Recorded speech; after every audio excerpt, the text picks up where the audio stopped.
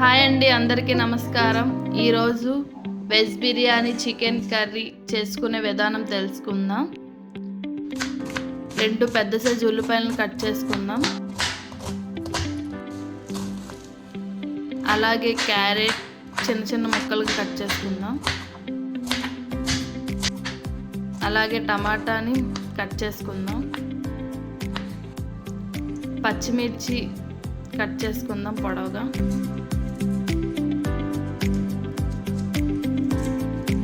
Cut చేసిందంతా ఒక ప్లేట్లో తీసుకుందాం. నేను అలా స్వీట్ కార్న్ కూడా కొంచెం తీసుకున్నా. కొంచెం అల్లం వెల్లుల్లి పేస్ట్ తీసుకున్నా.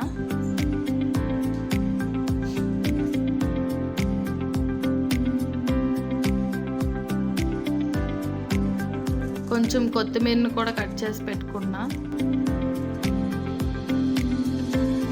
ఇంకో ప్లేట్లో కొంచెం సాజీరా, దాల్చిన చెక్క కొంచెం తీసుకున్న మసాలా దినుసులు. స్టవ్ ఆన్ చేసి నేను కుక్కర్లో చేద్దాం అనుకున్నా. కుక్కర్ పెట్టేసుకున్నా.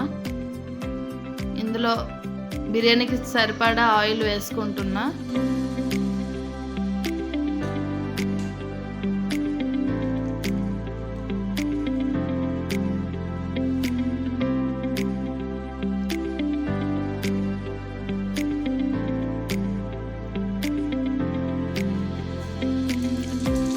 ఆయిల్ హీట్ అయిన తర్వాత సాజీరా మసాలా దినుసులు వేసుకున్నా.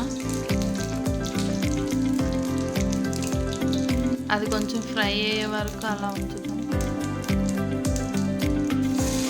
తర్వాత ఉల్లిపాయలు పచ్చిమిర్చి వేసుకున్నా.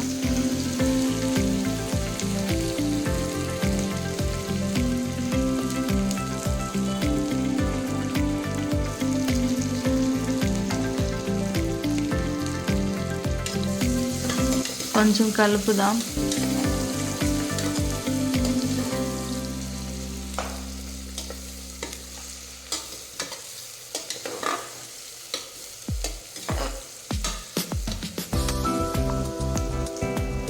కరివేపాకు వేసుకుందాం. బాగా కలపాలి.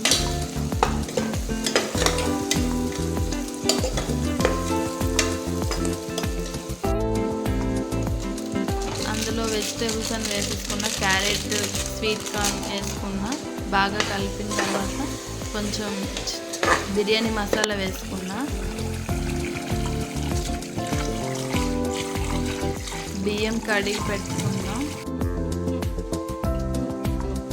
నేను 2.5 గ్లాసులు తీసుకున్నానండి.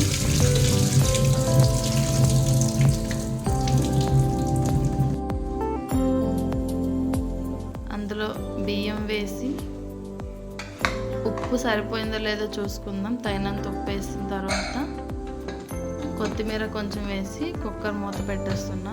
3 విజిల్స్ వచ్చే వరకు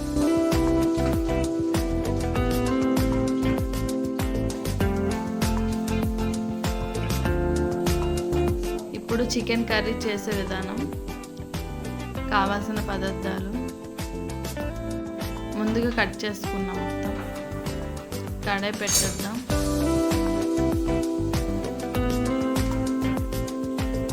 ఆయిల్ వేసుకుందామండి. చికెన్ కొంచెం ఆయిల్ ఎక్కువ పడుతుంది కాబట్టి వేసుకుందాం.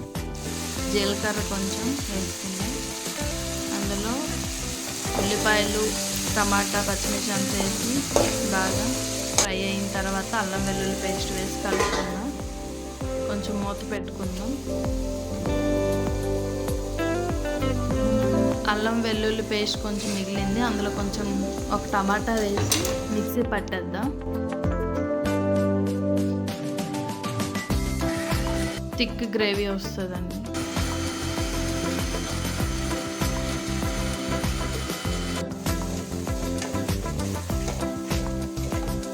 ఇందులో వేసి బాగా కలుపుకుందాం. ఆయిల్ పైకి తేలే వరకు కలుపుకుందాం బాగా.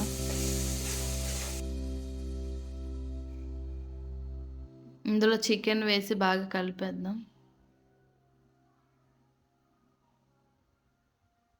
మూత పెట్టేసుకుందాం. వాటర్ వస్తుంది దాంట్లో. బిర్యానీ కాంబినేషన్కి రైతా ప్రిపేర్ చేసుకుందాం.